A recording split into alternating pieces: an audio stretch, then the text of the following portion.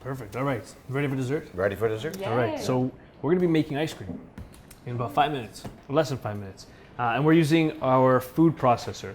So this is a great tool to have in the kitchen, not only for making ice cream, which is I think is enough on a sell to buy it, but it's great to cut down a lot of your prep time. So if you don't like spending a lot of time in the kitchen, maybe you're tired and you don't want to cut vegetables, invest in one of these, and they have come down in price considerably, and this can do a lot of that manual work for you. So great tool to have.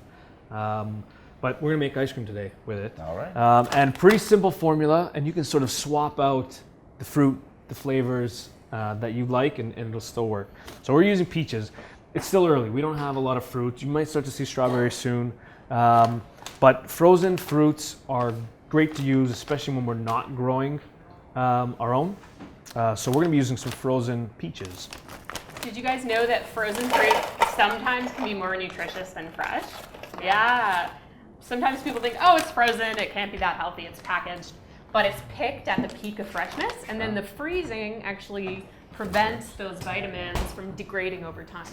As soon as you pick a fruit or a vegetable, the longer it kind of sits, the nutrient levels start to decline over time. What about when you eat fruit or vegetable, when you eat the whole from the whole? So rather than slicing up an apple, for instance, eating it whole, is there a difference in nutrients? Yeah. No. No. All good. Good question, huh? Whatever makes you happy. Yeah, that is an excellent question. So, Eat the skin when you can, right? A boiled vegetable or boiled fruit, you do lose to the... Depends. Okay. Yeah, certain fruits and vegetables, when you cook them, you get more nutrients. Tomatoes are the classic example. Tomato sauce is higher in lycopene, which is a nutrient that's really important for heart health and preventing prostate cancer. It quadruples when you process or break down the tomatoes and heat them up. So it depends. Variety is key. Absolutely. So 2 cups of peaches. Again, you can use whatever frozen. You can use frozen cherries, raspberries, whatever you want. And add 1 frozen banana.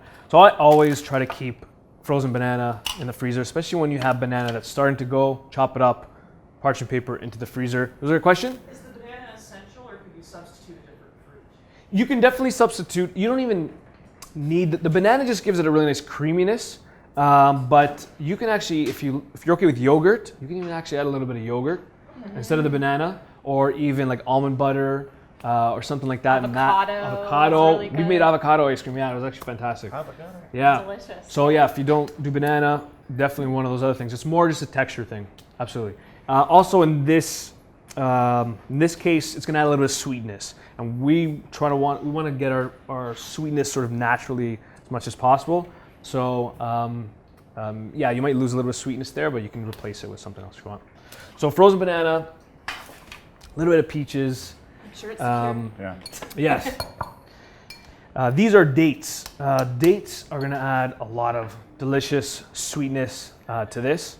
And what I like to do with dates, because dates, even as they've been soaked, they're still pretty tough on the food processor. So soak them in a little warm water, if you can, 5 minutes ahead of time, and you'll get this really nice soft date, and almost like this date water syrup, which will add even more sweetness to this.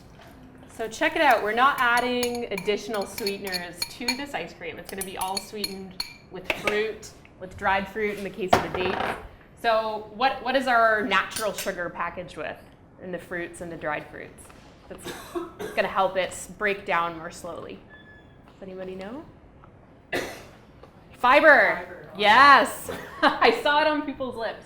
That's right. So the fiber is going to help have a more steady supply of that sugar into your bloodstream. And that's really, really important, more and more from a cancer prevention and survivorship perspective. Also diabetes, heart disease, obesity, blood sugar plays a really, really important role across the board. So I added a little bit of liquid. So this is almond milk, but again, any liquid. So you can use regular milk. You can use any other dairy-free milk alternative. If you want to keep it more on like the sorbet side, you can even just add water to it.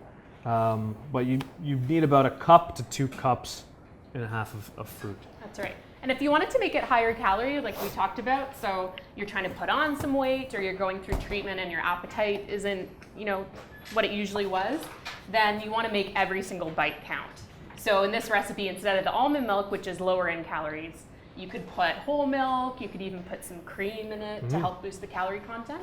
And if you wanted to keep it dairy-free, you could even get canned coconut milk and use the whole coconut milk, and that'll make it really nice and creamy as well. Delicious, great choice. And then the last thing is a little bit of cinnamon. Again, the cinnamon actually is gonna make it taste sweeter, even though it's not adding any sweetness.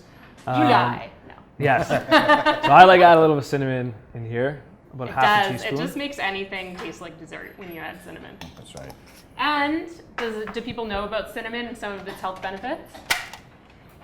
I feel like I'm talking about blood sugar a lot today, but there's some evidence that can help in terms of managing blood sugar levels. Good for diabetes as well. Okay, so I've had this food processor about 5 years. It's gonna kick a little bit when we turn it on. If feel it like does, it's trying to scare I you know. today with all of I these. get that feeling. I usually just wrap it up a little bit with a blanket With a blanket. or a Throw towel, a blanket over it. and whatever walk you away. want. But that's pretty much it. And we're gonna turn this on, and you'll see what I mean. The whole counter's shaking. Now, this isn't an exact science. If it's a little too soft, just start adding a little bit more frozen fruit, one piece at a time. If it's not turning at all, just add a little bit more liquid until you get a really nice consistency that you're looking for.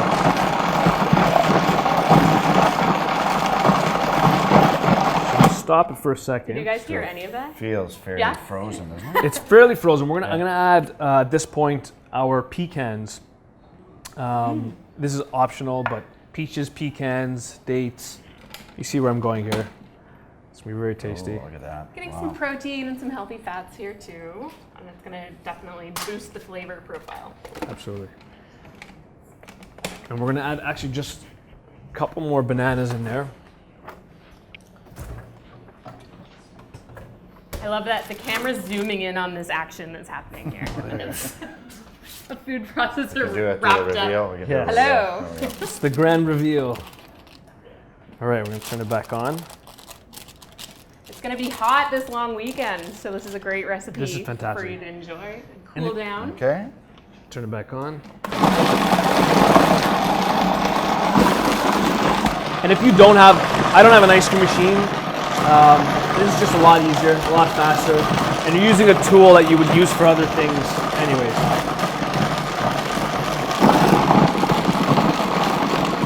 It's pretty loud. Wait until So- you try it. You'll be blown away. We're almost yeah. there, but I'm going to show you what we're looking at here. So this is our date, our peachy pecan. I thought a big part of being a chef was you get to taste all the. Oh, you're going to taste it, but we're just teasing. We're just teasing you right now. I know. And if you want to let it sit just like 5-10 minutes in the freezer just to firm up You can a eat little it bit. right like this Wow. if you like soft serve. Oh, absolutely. Look at this. But this is what, Or if you want a bit of a firmer texture. Wow.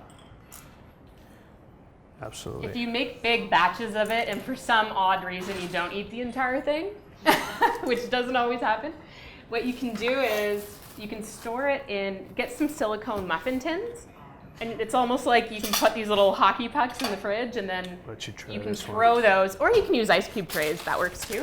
And you can put those back in the food processor when you want some of this ice cream and just blend it up and then it's ready to go. If you have some pecan brittle lying around,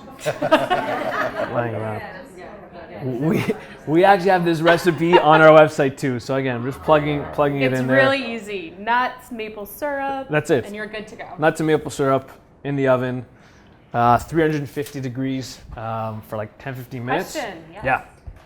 Are any substitutes for the nuts?